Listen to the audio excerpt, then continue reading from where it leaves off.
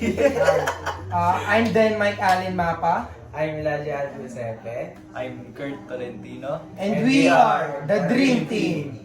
So, for this vlog, we have made a prototype speaker with LED lights as indicator of the volume from low to high. From the components of the speaker, let me pass you to Kurt Tolentino. He will explain to you the materials and components of our project. Yes, so in making this prototype speaker, we used LED lights, then inside the Raspberry Pi 4, breadboard, and connecting wires and the resistors.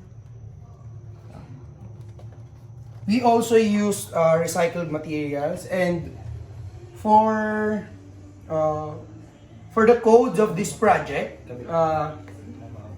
let us explain the codes, Mr. Cepe. So, in the codes, Raspberry codes actually differs from the Python codes. As you can see, instead of using the print function, let's say this is the variables, and the numbers here indicates the GPIOs that we used in the Raspberry Pi. So the first command that we inputted is the from GPIO 0 import LED, then import time. Then we use As you can also see, we use loop codes that you can see in the monitor. This loop code will be transmitted to the Raspberry Pi, to the breadboard, and the output will be transmitted on the LED lights. So the while true let's say loop, this is which is LED 1 on, then time sleep which is the interval of the lights being on and off. So as I go down deeper in these codes, in Tagalog, parang inisa-isa namin siya.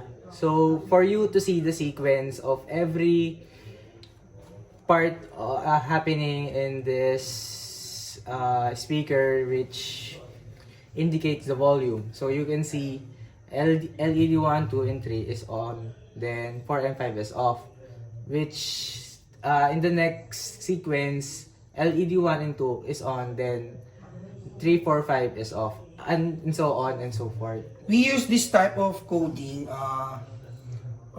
to show you how to put codes manually and how to put the intervals in LED lights manually. We have many forms of code that can be. Wait lang. Go.